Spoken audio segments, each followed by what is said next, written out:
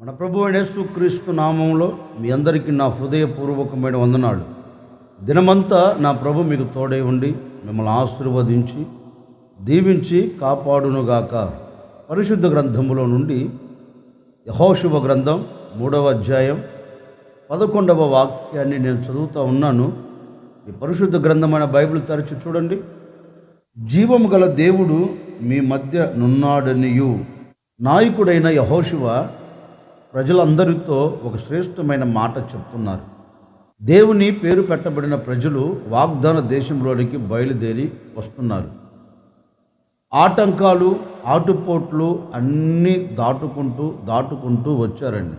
ఒక శ్రమ దాటాము అనుకున్న లోపు మరొక శ్రమ వారి ఎదుట నిలబడి వాళ్ళను పలకరిస్తుంది. ఈ పరిస్థితిని చూచిన ప్రజలందరూ కలవరపడిపోయారు, కన్నీరు కారుస్తున్నారు. ఏంటా వాగ్దానం చేయబడిన దేశంలోకి వెళుతున్నాం అనే మాట మనం చెప్పుకుంటున్నాం, కానీ శ్రమ వెమ్మటి శ్రమ మనకు కలుగుతుందేంటి? ఈ శ్రమ దాటిన మరుక్షణమే ఇంకొక శ్రమ మన ముంగిట నిలబడి మనం పలకరిస్తుందేంటి? మనం వెళ్ళగలుగుతామా, మనం నిలబడగలుగుతామా, మనము చూడగలుగుతామా అనే సందేహాల మధ్యలో దేవుని ప్రజలు నిలిచిపోయారండి. ఆ పరిస్థితిని చూచిన ఈ నాయకుడు వారి యొద్దకు వెళ్ళి వారితో ఒక శ్రేష్టమైన మాట చెప్తున్నారు. చూడండి, మనం శ్రమను దాటుకున్నాం. ఆ శ్రమను దాటుకునేటప్పుడు మన దేవుడు మనతో కూడా నిలిచి అద్భుతం చేశారు కదా, మన దేవుడు మనతో నిలిచి ఆశ్చర్యమైన కార్యం జరిగించారు కదా. ప్రారంభించిన ఆనాటి నుండి ఈనాటి వరకు ఎన్ని ఆటుపోట్లు మనం దాటుకొని రాలేదు. ఈ ఆటుపోట్లన్నిటి మీద మనం జయము చూస్తూ వస్తున్నాము అంటే దేవుడు మనతో ఉన్నాడు కదా. దేవుడు మనతో ఉండకపోతే మనం ఇవి చూడలేము కదా. అందుకని మీరు ఏం కంగారు పడవలసిన అక్కర్లేదు. నా మాట వినండి. ఇదిగో, ఈ శ్రమను మనం దాటబోతున్నాం. ఈ శ్రమను దాటి మనం వాగ్దాన భూమిని స్వాధీనపరుచుకోబోతూ ఉన్నాం. ఈ శ్రమ దాటిన తర్వాత ఏ శ్రమ మనకు అడ్డుగా నిలబడినా శ్రమలన్నిటిని ఆయన తీసివేస్తాడు. మీరు కంగారు పడకుండా ధైర్యముగా ఉండండి అంటూ ఈ మాట వారితో చెప్తున్నారు. ఈ నాయకుడు ఎందుకు కంగారు పడవద్దు అని చెప్తున్నారు అంటే వాక్యంలో చక్కని మాట రాయబడింది. జీవము కలిగిన దేవుడు మనతో కూడా ఉన్నారు. ఏ ప్రజలతో చెప్తున్నాడు నాయకుడు? కలవరపడుతున్న ప్రజలతో, కృంగిపోయిన ప్రజలతో, దీని మీద మనము జయను చూస్తాము అనే నమ్మకము లేని ప్రజలతో నాయకుడు చేరి ఒకే మాట అంటున్నాడు. జీవము కలిగిన దేవుడు మనతో కూడా ఉన్నాడు గనక ఈ శ్రమను మనం దాటుకొని వెళ్ళగలుగుతాం గనక మీరు ఏం అధైర్యపడకండి అని ధైర్యంతో కొన్న మాట ఎప్పుడైతే చెప్పారో ఆ ప్రజల హృదయంలో ఒక ఆనందం కలిగిందండి. నిజమే కదా, ఇప్పటి వరకు దేవుడు మనతో నిలిచి శ్రమను తీసివేశారు. ఇప్పటి వరకు ప్రభు మనతో నిలిచి అద్భుతం జరిగించారు. మరి ఎందుకు ఇక మీద కూడా ఎందుకు మనతో ఉండడు? ఆయన మనతో ఉండి ఈ అద్భుతం చేస్తారు అనే ఆనందముతో వారు బయలుదేరి వెళ్ళారండి. ఆ శ్రమను దాటుకొని వెళ్ళగలిగారు. ఎందుకంటే జీవము కలిగిన దేవుడు అక్కడ ఉన్నాడు. జీవాధిపతి అయిన దేవుడు అక్కడ ఉన్నారు. అంటే ఒక వ్యక్తి శ్రమను దాటుకోవాలి అంటే, ఒక వ్యక్తి శ్రమ తర్వాత శ్రమను దాటుకుంటూ జయాన్ని చూడాలి అంటే, జరుగుతున్న శ్రమలన్నిటి మీద జయానికి నాంది పలకాలి అంటే వాక్యం అంటుంది వారి మధ్య ఎవరుండాలి? దేవుడు కాదు, జీవము కలిగిన దేవుడు. దేవుళ్ళు చాలామంది ఉండొచ్చండి. దేవుళ్ళు అని పిలువబడుతున్న వారు చాలామంది ప్రపంచంలో మనకు కంటికి కనబడవచ్చు. కానీ దేవుళ్ళల్లో జీవము కలిగిన దేవుడు ఎవరు? జీవము కలిగిన దేవుడే శ్రమను దాటేటట్లుగా చేయగలుగుతాడు. అందుకని వీరితో ఎవరున్నారంటే జీవము కలిగిన దేవుడు. ఒక సేవకుడిగా నేను మీతో చెప్పాలనుకున్న మాట ఏంటంటే, గడిచిన దినాలు ఎందుకు శ్రమను నువ్వు దాటుకొని రాలేకపోతున్నావు? శ్రమ వెంబడి శ్రమ కలుగుతుంది. ఆ శ్రమను చూచి సతికలు పడిపోతున్నావు కదా.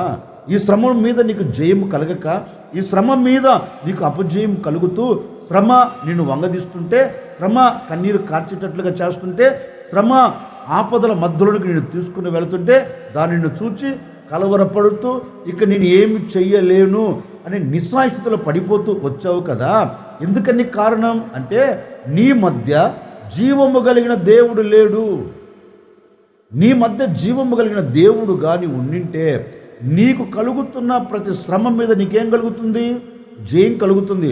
ఒక సేవకుడిగా చెప్పనా, ఇప్పటి వరకు నీ బ్రతుకుల్లో అపజయం చూస్తూ, ఇప్పటి వరకు శ్రమను దాటుకోలేక, ఇప్పటి వరకు శ్రమ మీద నువ్వు జయము చూడలేక, ఇప్పటి వరకు ఆ శ్రమ నీ ముంగిట నిలబడి నేను వంగదీస్తున్నప్పటికీ నువ్వు ఏం చేయాలో అర్థం కాక కుప్పగా కోల్చబడుతూ జీవితపు మనుగడ ఈడ్చుకుంటూ వస్తున్నావు కదా.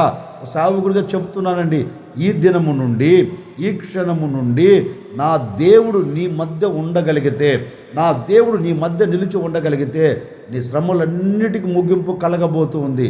మరి ఆయన నీ మధ్యకు రావాలంటే నువ్వేం చేయాలి? ఆయన నీ మధ్యలో నిలిచి అద్భుతం చేయాలంటే ఏం చేయాలి? ఆయన నీ మధ్య నిలిచి నవనూతనమైన కార్యాలు జరిగించాలంటే ఏం చేయాలి? ఆయన నీ మధ్యలో నిలిచి నీకు కలుగుతున్న శ్రమలలో నుంచి విడుదల నీకు కలగచేయాలంటే ఏం చేయాలి? ఏం చేయాలో తెలుసా?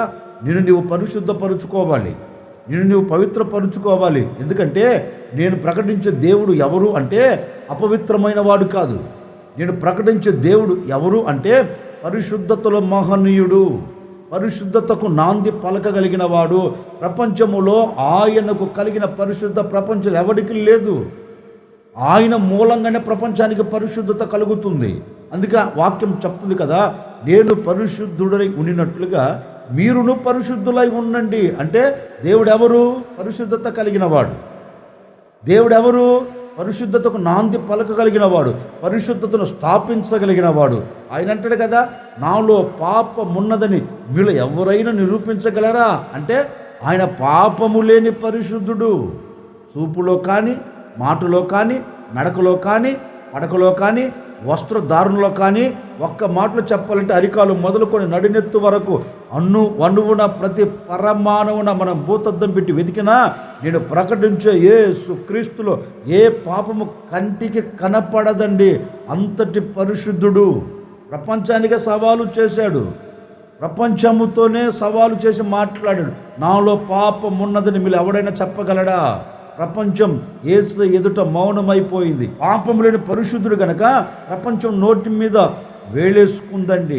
ఇప్పుడు ఆ దేవుడు నీతో రావాలి అంటే, ఆ దేవుడు నీతో నివసించాలంటే నువ్వు ఎలా మారాలి? పరిశుద్ధత కలిగిన వ్యక్తిగా మారాలి, పవిత్రమైన వ్యక్తిగా నువ్వు మారాలి. పరిశుద్ధమైన వ్యక్తిగా నువ్వు మారితే నా ప్రభువైన యేసుక్రీస్తు నీ మధ్య నివాసం చేస్తాడు. నీ మధ్య నివాసం చేసి నీకు కలుగుతున్న ప్రతి శ్రమలో నుండి ఆయన నిన్ను తప్పించి శ్రమలన్నిటి మీద ఏం కలగ చేస్తాడు? నీకు జయాన్ని కలగ చేస్తాడు. ఓ సేవకుడికి మనసారా కోరుకుంటున్నానండి, ఏ పాపములో నిలిచిపోయావు, ఏ పాపములో నిలిచిపోయి ఏ కష్టమును అనుభవిస్తున్నావు గనుక ఈరోజు ఈ మాటలు వింటున్న నీవు క్రీస్తు రక్తంతో కడగబడి, క్రీస్తు రక్తంతో పరిశుద్ధపరచబడి పవిత్రమైన వ్యక్తిగా నువ్వు మారాలని నిర్ణయం తీసుకొని ఆయన దగ్గరికి నువ్వు రాగలిగితే నిశ్చయముగా ఆయన నీతో నివాసం చేయుటకు ఆయన దిగి రాబోతూ ఉన్నాడు.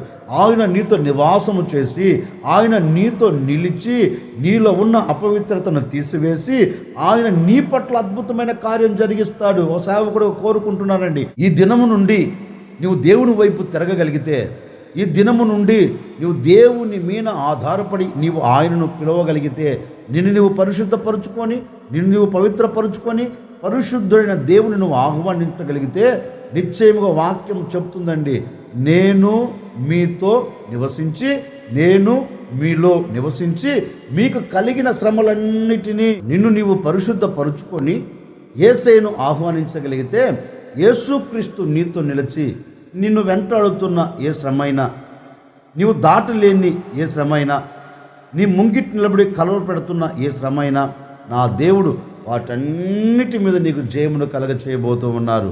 శ్రమల మధ్యలో నా ప్రభు నీ మధ్య నిలిచి ఉండబోతూ ఉన్నారు. నీ శ్రమల మధ్య ఆయన నీతో కూడా నిలిచి, నీతో కూడా ఉండి నీ శ్రమలన్నిటికీ ముగింపు కలగ చేయబోతున్నాడండి. అందుకని నీవు నీ శ్రమల మధ్యలో, నీ మధ్యలోనికి నీవు ఆహ్వానించగలిగితే నిశ్చయముగా ఆయన నీ మధ్యలో నిలిచి ఒక అద్భుతమైన కార్యమును జరిగించబోతూ ఉన్నారు. అందుకే వాక్యంలో రాయబడింది, జీవము కలిగిన దేవుడు మీ మధ్య ఉన్నారు. అంటే పరిశుద్ధతకు నాంది పలకగలిగిన దేవుడు మీ మధ్య ఉన్నాడు కనుక ఈ శ్రమలన్నింటినీ దేవుడు దాటేటట్లుగా చేయగలుగుతాడు. ఓ సేవకుడిగా నేను కూడా కోరుకొని ఈ మాటలు ముగిస్తున్నానండి. నీ శ్రమ తొలగిపోవాలి అంటే, నీ వేదన తొలగిపోవాలంటే, నీ బాధకు ముగింపు కలగాలంటే, నీకు ఆరోగ్యము కలగాలంటే, నీకు క్షేమము కలగాలంటే నా ప్రభువు అయిన యేసుక్రీస్తు నీ మధ్య ఉండగలిగితే అద్భుతాన్ని నువ్వు చూడబోతూ ఉన్నావు. వీటన్నిటికీ ముగింపు కలగబోతుంది. అందుకని నా ప్రభును నీ మధ్యలోనికి నువ్వు ఆహ్వానించు చూడు. ఈ దినము నుండే నీవు అద్భుతాన్ని చూడబోతూ ఉన్నావు. జీవము కలిగిన దేవుడు నీ మధ్య నిలిచి నీ శ్రమలను తీసివేయునుగాక. జీవము కలిగిన దేవుడు నీ మధ్య నిలిచి నీ పట్ల నవనూతనమైన కార్యం జరిగించునుగాక.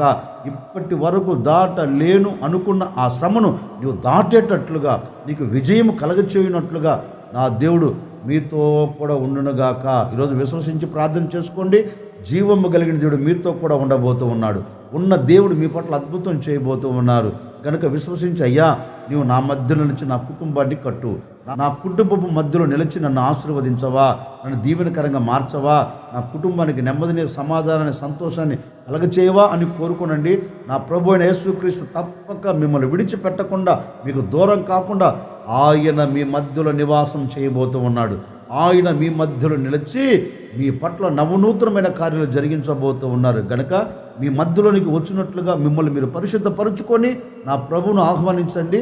తప్పక ఆయన మీ మధ్యలో ఉండి అద్భుతం జరిగించబోతూ ఉన్నారు. మీరు ప్రార్థన చేసుకోండి. నేను కూడా మీ కొరకు వచ్చిన ప్రార్థన చేయబోతున్నాను. ఆశ్చర్యకరుడా, మీకు స్తోత్రాలు చెల్లిస్తూ ఉన్నాను. మీరెంతైనా సర్వశక్తి కలిగిన దేవుడవు నాయనా. మరొక దినములు కూడా మీరు మమ్మల్ని సజీవుల మధ్య నిలబెట్టి మిమ్మల్ని స్తుతించున్నట్లుగా మీరు సహాయం చేశారు. అందును బట్టి మీకు స్తోత్రము తండ్రి. జీవము కలిగిన దేవుడు మీ మధ్య ఉన్నాడు అని మీ లేఖనాలు సెలవిచ్చినట్లుగా నాయన, మీరు మా మధ్యలో ఉండి మా శ్రమలన్నింటినీ తీసివేయాలంటే మమ్మల్ని మేము పరిశుద్ధపరుచుకొని మిమ్మల్ని ఆహ్వానించగలిగితే మీరు మా మధ్యలోకి వచ్చి అద్భుతం చేస్తారని మీరు మాట ఇచ్చినట్లుగా ఎందరైతే నిర్ణయం తీసుకున్నారో ప్రతి ఒక్కరి పట్ల మీ కార్యాలు జరిగించి మీరు వారి మధ్యలో నిలిచి అద్భుతాలు కలగచేసి శ్రమలన్నింటిని కొట్టివేసి సాక్షిగా నిలుపుకోమని యేసు నామములు అడిగి వేడుకొనుచున్నాము తండ్రి. ఆమెన్.